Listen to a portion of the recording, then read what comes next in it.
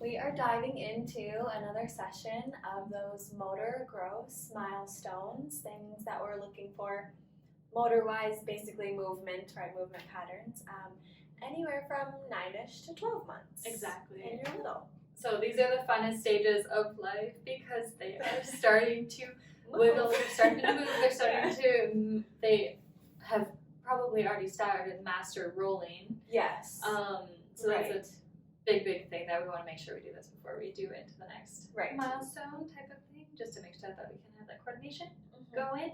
Right.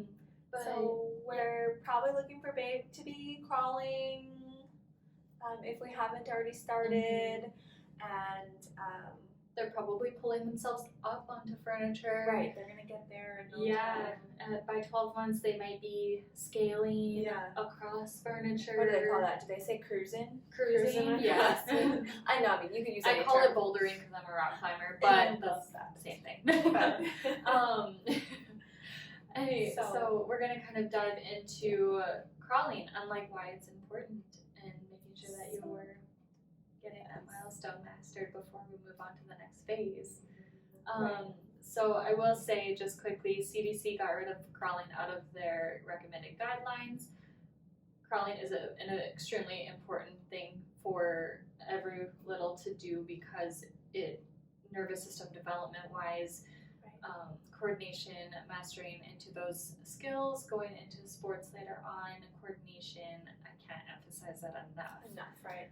And I'll say, going off that, there's so much more neurologically, which our neurological system, our nervous system, our brain, our spinal cord, we are ruled by those things, right? So that is why you can hear us, you can see us, that's why you can touch and move and, contract your muscles and do all the things that you want to do in life, because we have a nervous system, a neurological system that is operating. So Dr. Jess mentioned coordination, and we here talk about our right brain connected to our left side, vice versa, right? Our right side's controlled by our left brain, all the things, and how those neuronal pathways cross.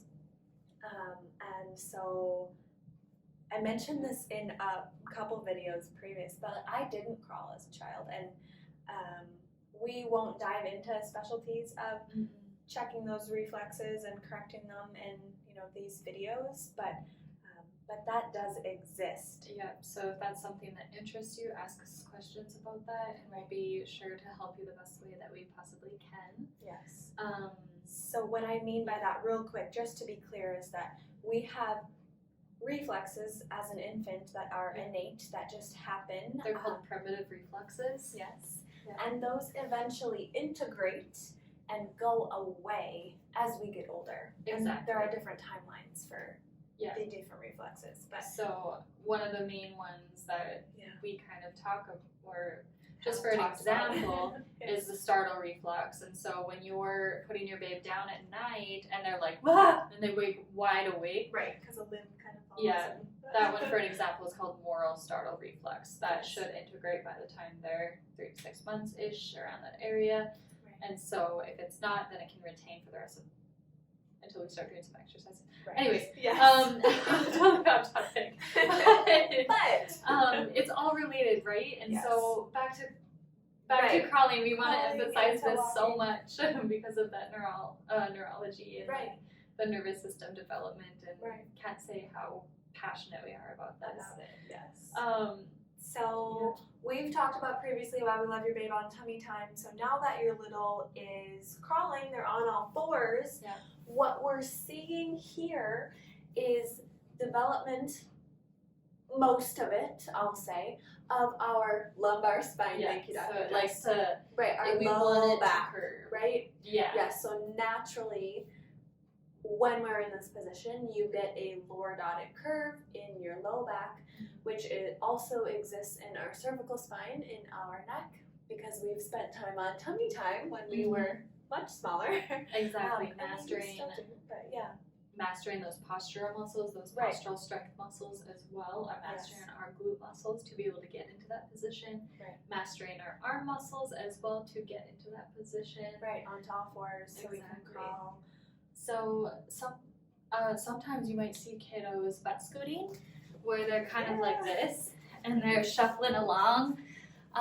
We want to encourage them to be able to get into this position, because back to the neurology, we want right and left brain to work together to work crawling wise. Right. If we see Smoothly. one baby leg out to the side and crawling like this, there might be some stickiness in their pelvis, not allowing them to get that leg back underneath them. And so just be mindful of that as well. Because some of those then muscle and motor patterns may stay true, even though you're like, well, my my person, isn't crawling anymore, they're 18 months, but could they still have tightness in that glute or that low back or that pelvis, that SI joint? So that's why we want them in here as well. Exactly. And then as well with crawling, I just lost my train of thought here, so just give me a hot minute. While she thinks about that, I was going to say, I feel like this can come from that as well, from crawling your little baby, right? Maybe eventually we're here or we're playing from our knees, but when we're up and when we are playing from our knees, that is another opportunity to turn on the glutes, so muscle activation, which we're looking for, and the core, and still turning on those postural muscles on the backside, supporting that lumbar curve, our low back curve as well, which of course then leads us into, right, 12-ish months and beyond, where we're walking eventually independently. I just remembered what I was going to think of. So back to hip mobility for just a hot minute here. If you notice that your kiddo is W sitting, like so, this is mindful, this kind of hurts my knees, so I'm going to get out of that right now. But we want to encourage Z sitting, and so in this position as well, just to make sure that we have that hip mobility to eventually get into that crawling. So that's like, if they're working on sitting and everything like that, encourage them, yes, to be out here, but also encourage them to get into that Z-sit as well for hip mobility to aid with them crawling. Right, and both sides, you guys. So Dr. Jess mentioned maybe your babe's crawling with one leg out. That's not a normal movement pattern, right? We want to help them, we want to help find those sticky spots to give you stretches to do at home, etc., so that baby is moving left and right, opposite again. We're getting that muscle motor pattern. And then eventually when they start into standing and they're playing up on all their knees and everything and kind of talking and everything like that, we want to make sure that they're pulling themselves up with both legs, because we want to make sure that strength is developed on both sides.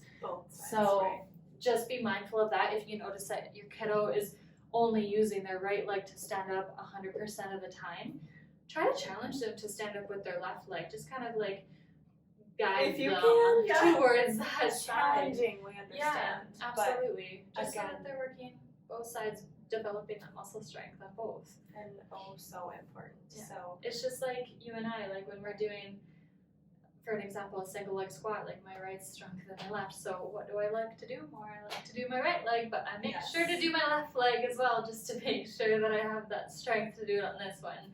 And I'm the polar opposite. Whether it be because I'm a lefty, but my left side is my dominant. And you'll see that in my work on the women's side. I stand on the left side of the table very often, which again is giving me more tightness and torque and rotation and turn into one direction, which we are here to practice what we preach and to help remind you that we don't want you or your babe in those movement patterns. And so keep your eye out for repetitive movements. We want to make sure that we're challenging both sides. And then pay attention to how your kiddo's moving. Do they seem stuck as they're going through these motions? Are they moving continuously and fluid?